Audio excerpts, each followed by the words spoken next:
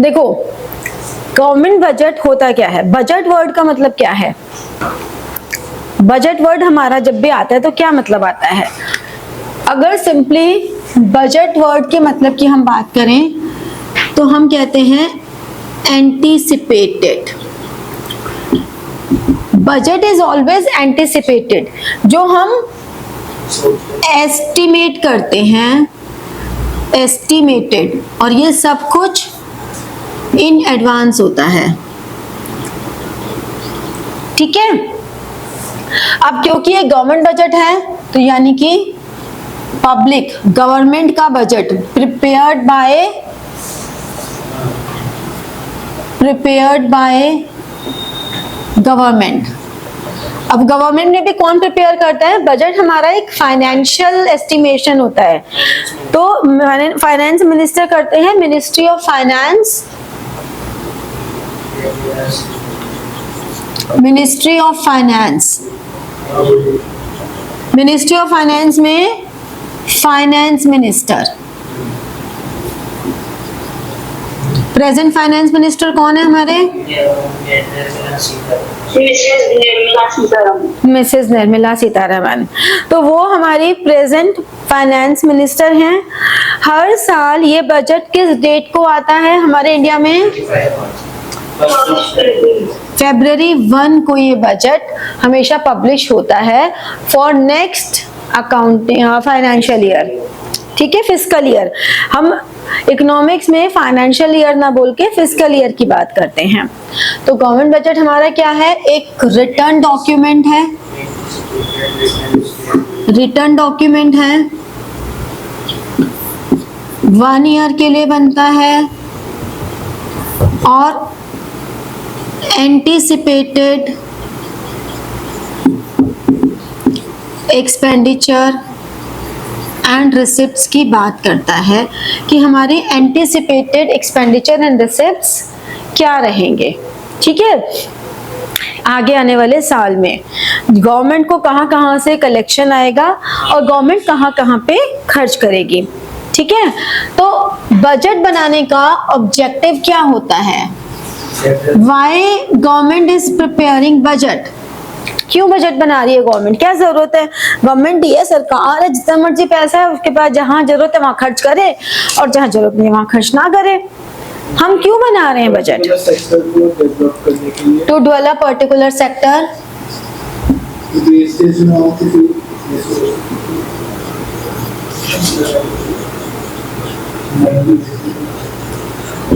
to avoid wastage of resources,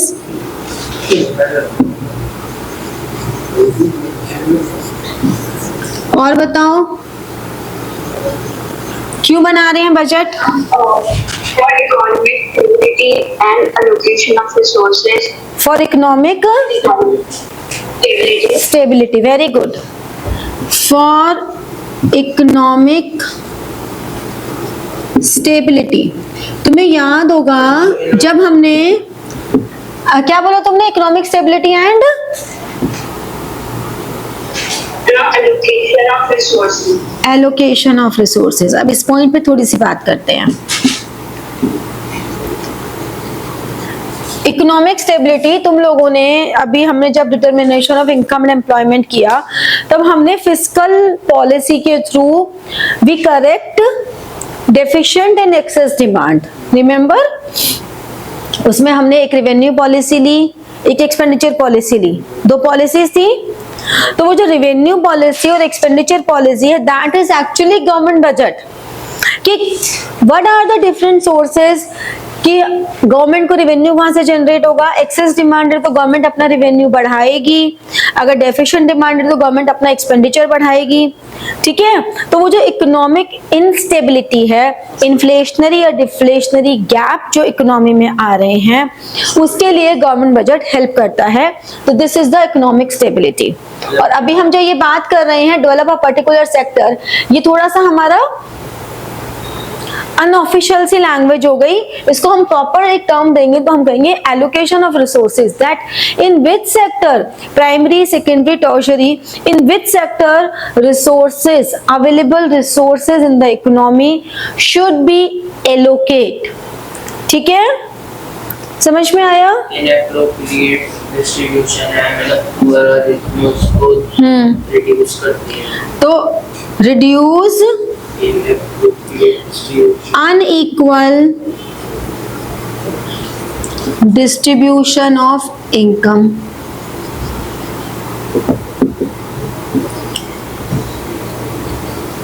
तो हम इसके बारे में बात क्या करेंगे?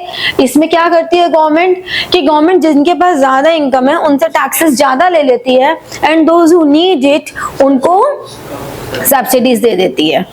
ठीक है, तो इस तरह से गवर्नमेंट एक बैलेंस बनाने की कोशिश करती है। ऐसा नहीं कर सकते कि इक्वालिटी मेंटेन ही हो जाएगी, क्योंकि वो पॉसिबल नहीं है। हर एक इंसान की अलग अलग क्वालिफिकेशन है, अलग अलग एक्सपर्टीज है, अलग अलग उनके अंदर एफिशिएंसी लेवल है। तो वो उन सबको मेंटेन करने के लिए उस अनइक्वल डिस्ट्रीब्यूशन को थोड़ा बैलेंस कर लेते हैं, यानी कि हर इंसान को उनकी बेसिक नीड सेटिस्फाई हो जाए। राइट, क्लियर हुआ? और बताओ क्या ऑब्जेक्टिव है? और कोई ऑब्जेक्टिव? ट्रांसपेरेंसी मेंटेन करने के लिए।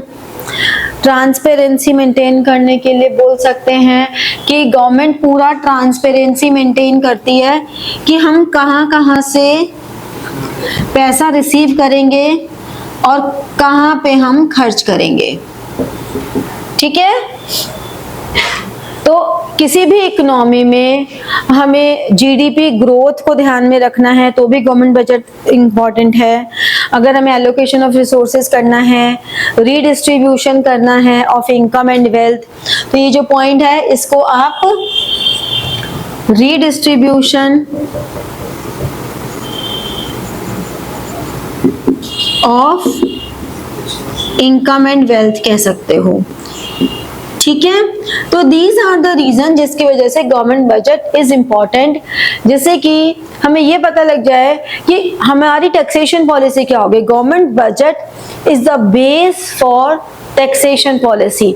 इसीलिए अगर कभी नोटिस किया होगा बजट के बारे में सबसे बढ़िया नॉलेज सीएस को होती है, क्योंकि भैया उनका तो सारा काम ही टैक्स के आसपास चल रहा है। तो सीएस को सबसे बेटर नॉलेज, बेस्ट नॉलेज होती है गवर्नमेंट बजट की। वो सबसे ज्यादा जो भी गवर्नमेंट बजट को लेके बैठा हुआ होगा ना, वो सबसे ज्यादा सीएस होंगे जो पूरे बजट को सुनते हैं तसल्ली से बैठ के। बाकी सब अपने अपने काम की बातें सुनते हैं, तो वो उनके काम का तो पूरा बजट ही है, क्योंकि पूरे बजट के बेसिस पे ही किसी इकोनॉमी की टैक्सेशन पॉलिसी बेस्ड होती है। क्योंकि गवर्नमेंट को कहाँ रिवेन्यू बढ़ाना है, कहाँ रिवेन्यू कम करना है, कहाँ पे टैक्स बढ़ाना है, सारी चीजें करनी होती हैं। समझ में आया? क्लियर हुआ? अब हम बात करते हैं एलिमेंट्स की। अब चाहे हम इसको एलिमेंट्स कहें, चाहे इंग्रेडिएंट्स कहें, चाहे कंपोनेंट्स कहें,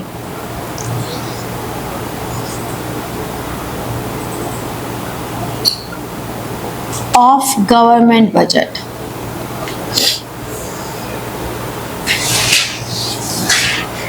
क्या क्या होंगे?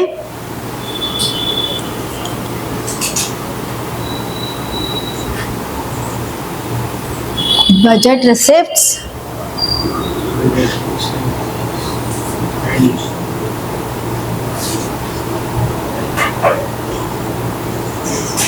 बजट एक्सपेंडिचर, रेवेन्यू रिसिप्ट्स,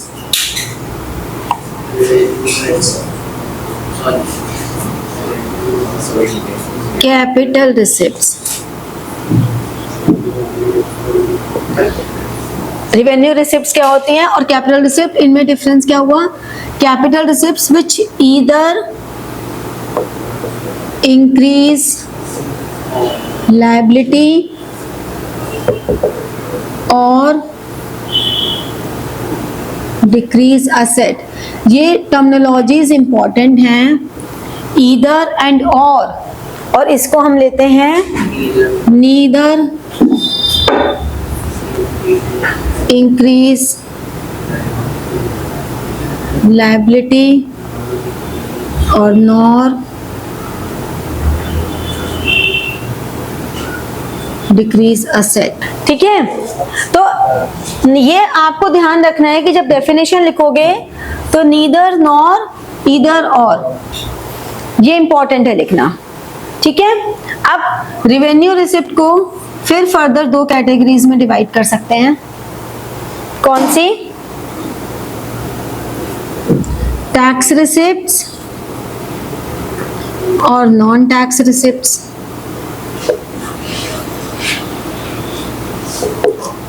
और टैक्स को फर्दर हम 2 में कर सकते हैं, direct tax, indirect tax, indirect tax, ठीक है। अब देखो यहाँ पे हमारा पहले कैपिटल रिसिप्ट्स की बात कर लेते हैं। कैपिटल रिसिप्ट क्या है? या तो लायबिलिटी इंक्रीज हो रही है यानी कि बोरोइंग्स आ गई इसमें, या कैपिटल एसेट डिक्रीज हो रही है यानी कि डिसइन्वेस्टमेंट आ गई।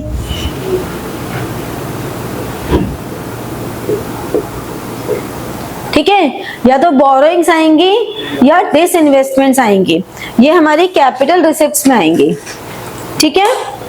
अब यहाँ पे टैक्स रिसिप्ट्स में डायरेक्ट इनडायरेक्ट, डायरेक्ट टैक्स जो हमारी इनकम पे होता है, ठीक है, डायरेक्ट टैक्स हमेशा इनकम पे आता है, income and wealth, non transferable, और ये नॉन ट्रांसफरेबल होता है। डायरेक्ट टैक्स जिसकी जितनी इनकम है, जिसकी जितनी वेल्थ है, वो उस पर ही देना पड़ेगा, this can not be transfer.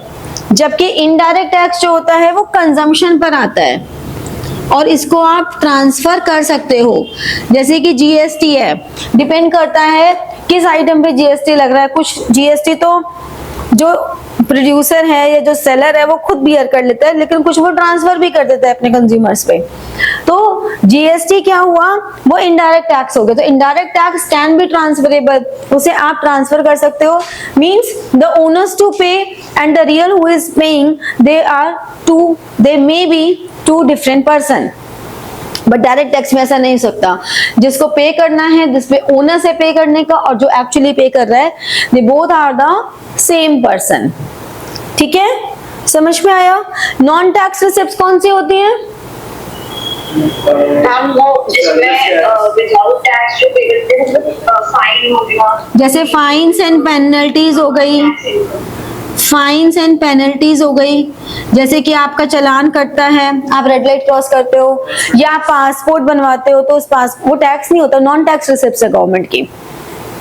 Passport बनवाते हो तो पासपोर्ट की जो फी सबमिट होती है, उस पे टैक्स नहीं लगता। टैक्स नहीं लग रहा, वो रिसिप्ट है गवर्नमेंट की, जो आप उसमें फी पे कर रहे हो वो गवर्नमेंट की रिसिप्ट्स है और वो नॉन टैक्स रिसिप्ट्स हैं। मतलब उसको टैक्स नहीं ले रही। नहीं, टैक्स की बात ही नहीं आ रही यहाँ पे, हम गवर्नमेंट की रिसिप्ट की बात कर रहे हैं कि सरकार को पैसा, सोर्स ऑफ इनकम क्या क्या है। तो सरकार के जो नॉन टैक्स रिसिप्ट्स हैं वो क्या है? टैक्स वाले तो ये हो गई। अब नॉन टैक्स, मान लो तुम्हारा चालान कट गया, या तुमने ड्राइविंग लाइसेंस बनवाया, या तुमने पासपोर्ट बनवाया, तो उसके लिए तुम कुछ पे कर रहे हो ना सरकार को, तो वो सरकार की आमदनी हुई, सरकार की इनकम हुई, तो वो फाइनेंस पेनल्टीज हो गई। तो फाइन्स एंड पेनल्टी, फीस, ठीक है ना। जो हमारे इनकम फ्रॉम पीएसयूज, जो पब्लिक सेक्टर अंडरटेकिंग है, उनकी इनकम हो गई, ठीक है। और बताओ और क्या होती है? एस्टेट्स, ऐसे प्रॉपर्टी जिनका कोई लीगल हियर नहीं होता, तो वो प्रॉपर्टी गवर्नमेंट के पास चली जाती है, तो उसे एस्टेट्स कहते हैं। डिविडेंड होगा नॉन टैक्स। डिविडेंड रिसीव्ड, अगर कहीं पे इन्वेस्टमेंट किए हैं तो इंटरेस्ट एंड डिविडेंड रिसीव्ड, इसी का मैं वेट कर रही थी, ठीक है। और एक और रिसिप्ट होती है, जो हमारे टावर्स होते हैं, जितने भी ये टावर्स एयर में स्पेस लेते हैं, 5G 4G नेटवर्किंग टावर्स होते हैं, तो इन टावर्स का गवर्नमेंट को रेंट मिलता है ना। जितने भी टावर्स हमारे पास हैं, इन टावर्स का रेंट गवर्नमेंट को मिलता है। तो इसके लिए क्या टर्म यूज होती है? एयर में जो स्पेस है, उस एयर में स्पेस का रेंट गवर्नमेंट के पास जाता है। हाँ, तो इसे क्या कहते हैं? इसके लिए एक टर्म थी ना, नहीं, मेरे को भी याद नहीं आ रही, इसलिए मैं तुमसे पूछ रही हूँ। मेरे को सारा कुछ याद आ गया, बस वो टर्म ही याद नहीं आ रही, इसलिए मैं तुमसे पूछ रही हूँ कि शायद किसी को याद हो। अस तो हो ही गया। नॉन टैक्स रेवेन्यू में नेक्स्ट होता है सेल ऑफ स्पेक्ट्रम, और एक होता है स्पेशल असेसमेंट।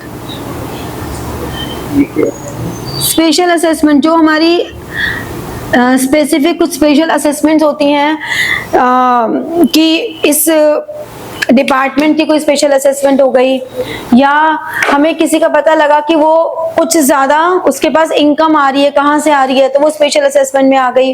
तो कोई भी जो स्पेशल असेसमेंट है उससे पैसा आना, ठीक है। सेल ऑफ स्पेक्ट्रम जो हमारा एयर में स्पेस होता है, उस एयर स्पेस को जब ये जितने भी रिलायंस या वोडाफोन, ये जितने भी एयरटेल वगैरह टावर को यूज करते हैं, तो वो जो एयर में स्पेस लेते हैं उसके जो नेटवर्क्स के लिए गवर्नमेंट को रेंट देती है एयर स्पेस का, that is sale of spectrum. तो इन सब का जो इनकम है that is non tax receipts. तो बट गवर्नमेंट का जो मेजर सोर्स है ना, वो हमेशा डायरेक्ट टैक्स से ही होता है। मैं किसी भी इकोनॉमी में जो मेजर सोर्स ऑफ इनकम है किसी भी गवर्नमेंट का, that is income tax, direct tax के थ्रू ही होता है, ठीक है। तो बजट रिसिप्ट्स क्लियर हो गई। इसके बाद आता है बजट एक्सपेंडिचर। हाँ, बोरिंग से याद है, नॉन टैक्स रेवेन्यू रिसिप्ट्स में वो भी आती हैं, ग्रांट्स भी आ जाती हैं। किसी भी तरह की ग्रांट्स अगर आ रही हैं तो वो ग्रांट्स भी हमारी रेवेन्यू रिसिप्ट्स में ही आती हैं, ठीक है। मतलब जैसे कि मान लो किसी भी पर्पस के लिए हमें दूसरी कंट्री से एक्सटर्नल ग्रांट मिल रही है, तो वो जो ग्रांट्स मिल रही हैं वो भी रेवेन्यू रिसिप्ट में ही आती हैं। तो तुम्हारे पास लिस्ट काफी ज्यादा हो गई, ध्यान से लिख लेना सारी, क्योंकि ये MCQs में आता है कि हमारी रेवेन्यू रिसिप्ट है या कैपिटल रिसिप्ट है, रेवेन्यू एक्सपेंडिचर है या कैपिटल एक्सपेंडिचर है, ठीक है। अब कैपिटल एक्सपेंडिचर क्या है? विच ईदर increase assets और decrease liability। तो आपको हमेशा इसी फॉर्म में आंसर्स लिखने हैं। नीदर ईदर रेवेन्यू में विच neither increase assets nor decrease liabilities, ठीक है। तो अब अगर हम बात करें रेवेन्यू एक्सपेंडिचर की, तो रेवेन्यू एक्सपेंडिचर में आते हैं एडमिनिस्ट्रेशन एक्सपेंसेस, गवर्नमेंट के जो भी एडमिनिस्ट्रेशन एक्सपेंसेस हैं, ठीक है। अगर गवर्नमेंट यहाँ बोरोइंग्स ले रही है कैपिटल रिसिप्ट में, तो इंटरेस्ट ऑन बोरोइंग्स, अगर बोरोइंग्स ले रही है जो कैपिटल रिसिप्ट है, तो उस पर जो इंटरेस्ट आएगा वो रेवेन्यू एक्सपेंडिचर होगा, ठीक है। तो किसी भी तरह का जो एडमिनिस्ट्रेशन एक्सपेंसेस है या इंटरेस्ट ऑन बोरोइंग्स हैं, वो सब हमारे रेवेन्यू एक्सपेंडिचर में है, ठीक है। कैपिटल एक्सपेंडिचर में कोई भी असेट्स क्रिएट हो रहे हैं, यानी कि कोई भी इंफ्रास्ट्रक्चर डेवलपमेंट हो गई, किसी भी तरह का इंफ्रास्ट्रक्चर डेवलपमेंट हो गया। अब इसमें भी अगर आपने new roads, new flyovers, new metro ये सब बनाया है, तो वो कैपिटल एक्सपेंडिचर है। लेकिन जो उनको मेंटेन कर रहे हैं, मेंटेनेंस एक्सपेंस है, वो रेवेन्यू में आएगा। तो मेंटेनेंस एक्सपेंडिचर रेवेन्यू में आएगा, लेकिन उनको डेवलप करने का एक्सपेंडिचर कैपिटल में आएगा। रीपेमेंट, अगर हमने बोरोइंग्स ली, उसकी रीपेमेंट की, तो रीपेमेंट ऑफ बोरोइंग्स। अगर हमने किसी दूसरी कंट्री को लोन्स एंड एडवांसेस दिया, तो लोन्स एंड एडवांसेस।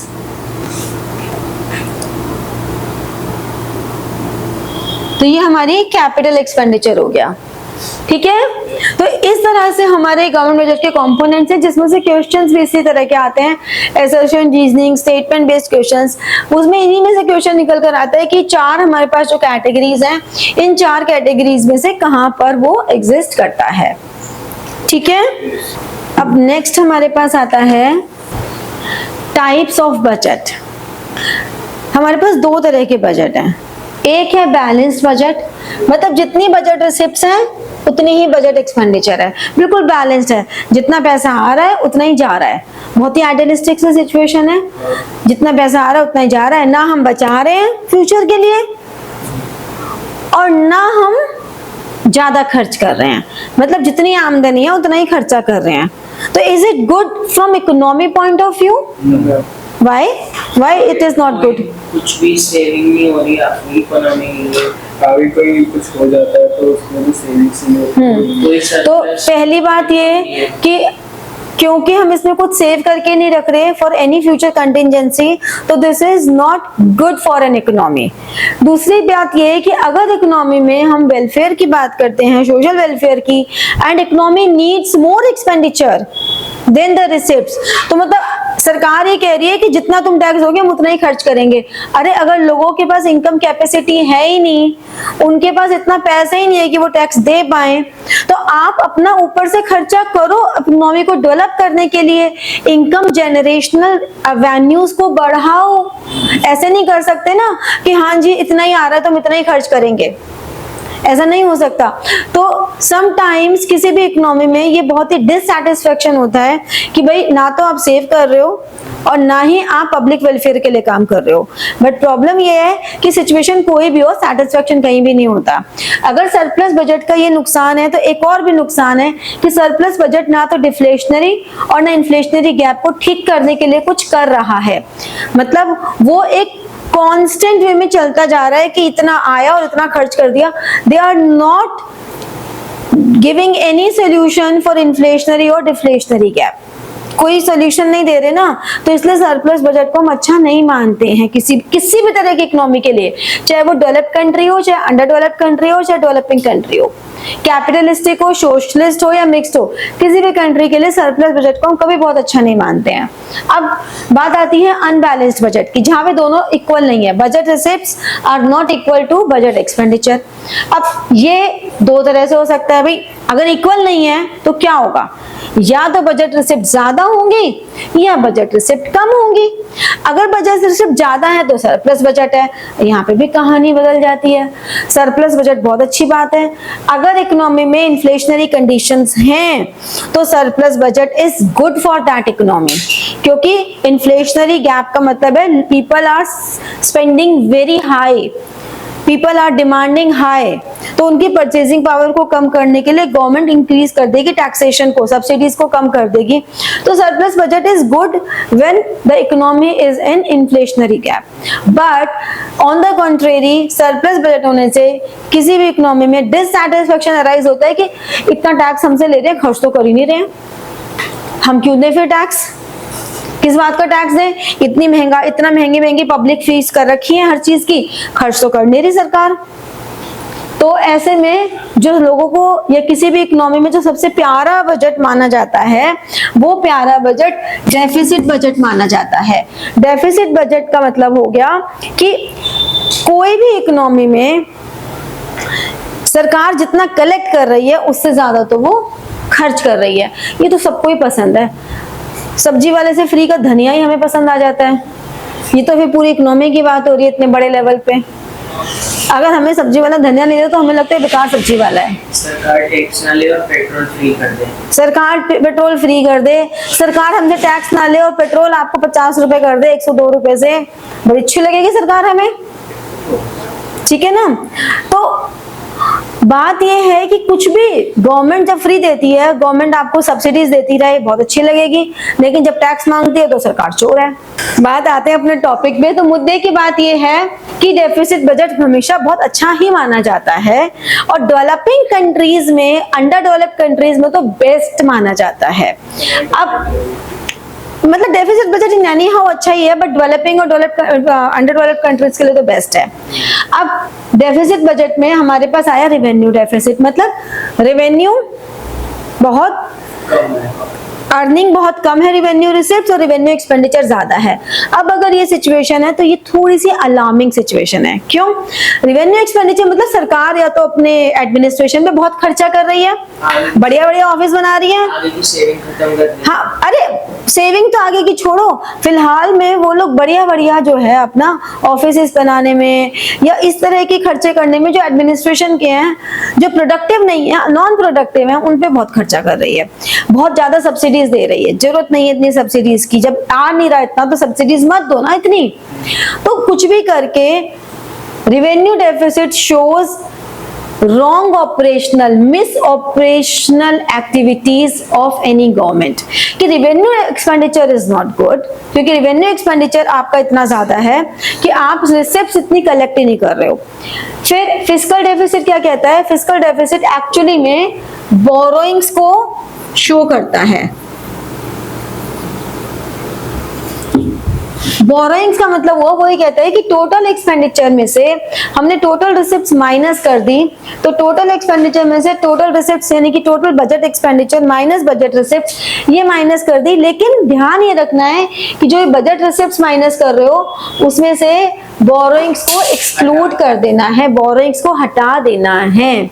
तो ये जो बोरोइंग्स को आप हटा दोगे तो ये आपकी एक्चुअली में बोरोइंग रिक्वायरमेंट्स प्लस इंटरेस्ट, मतलब टोटल जो आपके ऊपर बोझ है वो पता लग जाएगा कि हमारी इकोनॉमी पे बोझ कितना है, कितनी लायबिलिटी एक्चुअली में, क्योंकि सबसे बड़ी लायबिलिटी बोरोइंग्स की ही होती है।